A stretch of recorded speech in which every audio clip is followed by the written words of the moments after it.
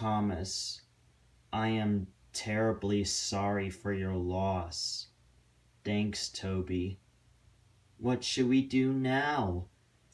I think I know what to do. What do you mean? That ghost, Jinky, he told me he works for Alfred. I'm going to find him and destroy him. Thomas, no! What are you thinking?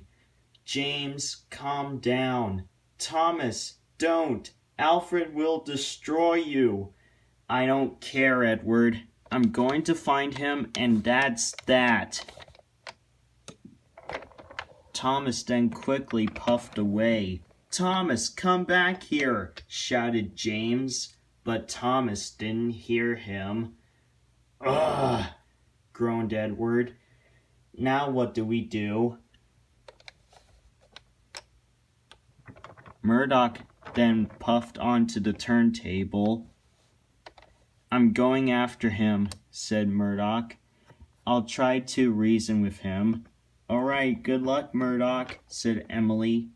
Yeah, I'll need it, said Murdoch as he puffed away.